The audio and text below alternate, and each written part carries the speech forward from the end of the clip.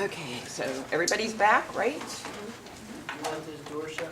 Oh, yes, thank you.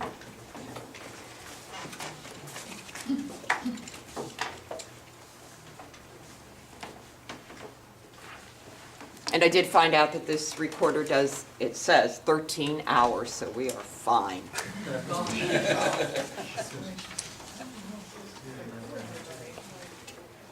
Floor is yours. Whole floor? Yep. Just this room or the whole floor? That is fantastic. Well, good morning. My name is Nancy, and I'm a perfectionist. Might not sound like a bad thing, right? After all, we all want to do the best jobs we can do. We want to get out the better product. We want to get the A instead of the B. However, you should not ever mistake this as being a high achiever. High achievers are drawn toward their goal for the joy of achieving it. And any step in the right direction is a success. It's, even though you came in second place in a race, last year you had come in third. It's a step in the correct direction. For perfectionists, any step in the right direction may not be a success. Complete and total success is the only success that there is. If one little thing is out of place, the whole thing falls apart. There is no gray area. Perfectionism is characterized by striving for flawlessness and being overcritical of your own accomplishments. Again, if there is one small piece out of place, you lose the whole accomplishment. Now, to a degree, perfectionism can be useful. Wendy Rodel noted in her article, Vulnerabilities of Highly Gifted Children, that in a positive form, perfectionism can provide the driving energy which leads to great achievement. The meticulous attention to detail necessary for scientific investigation, the commitment within which pushes composers to keep working until the music realizes the glorious sounds within, and the persistence which keeps great artists at their easels until their creation realizes their conception, are all the result of perfectionism. As a culture, we tend to reward this type of behavior. We insist that our children set high standards and reward them when they accomplish them. Perfectionists also tend to be high achievers.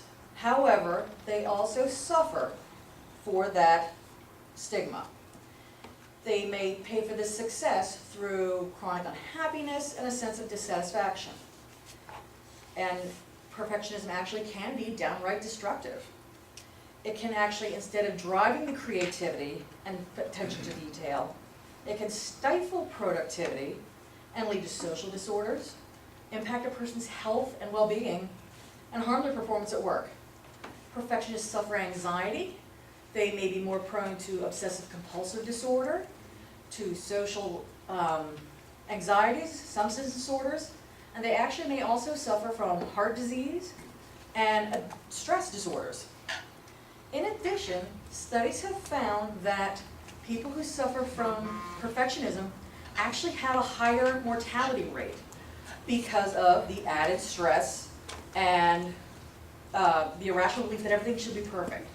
They should be able to do this, so they push themselves, and it takes a toll. In reaching for the stars, perfectionists may end up clutching at the air. Psychologist David Burns warned in a 1980 Psychology Today essay. In an article named Perfectionism, the Impossible Dream, Psychology Today also noted that in the workplace, perfectionism is often noted by low productivity and missed deadlines, as people lose time and energy by paying attention to irrelevant details of their tasks, ranging from major projects to everyday daily activities. Perfectionists will not be content until their standards are met, which means they will often go over the same tasks several times until they see their task as being perfectly complete, which means they may struggle to meet those deadlines. In my office, I'm responsible for creating and maintaining our templates that we use. These templates go to people further up the food chain than I am in our office, and they're also used by people who are subordinate to me. So the things that I create have an impact in our entire office.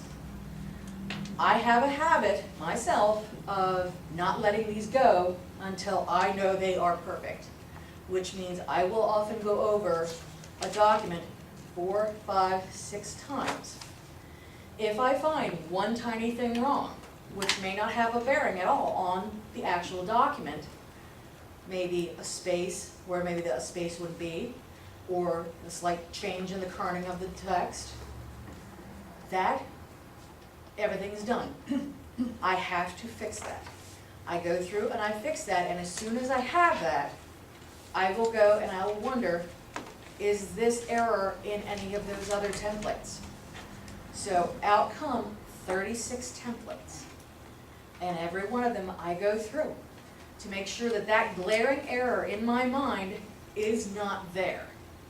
Imagine all of the wasted time, all the wasted productivity that I have put into this, and that is a result of perfectionism. I actually received an email last week stating that, it was from another subordinate to another one, stating that Nancy tends to wait till the last minute, when in fact that is not true. I'm always very cognizant of my deadlines, when people will be out of the office and the impact that will have. So it's more me taking more time on those pointless tiny tasks that just eat into my time when I could have just let it go. No one's going to care about a little space where there should have been just one. I've taken the first step, however. I recognize that perfectionism is not a trait that I want to foster. It hinders my professional life. I can't manage my time when I give these little details more attention than they need. It's the whole picture that perfectionists don't tend to see. They pay attention to the tiny brush strokes instead of the entire painting. Once we're able to focus more on the entire picture and not the tiny inconsequentials, that is when a perfectionist can break out of that pattern, and they can actually begin to move in the right direction and increase their productivity, increase their usefulness in the office. Good morning, my name is Nancy Garner, and I'm a recovering perfectionist. Now can we go over that again, because I flubbed in the middle.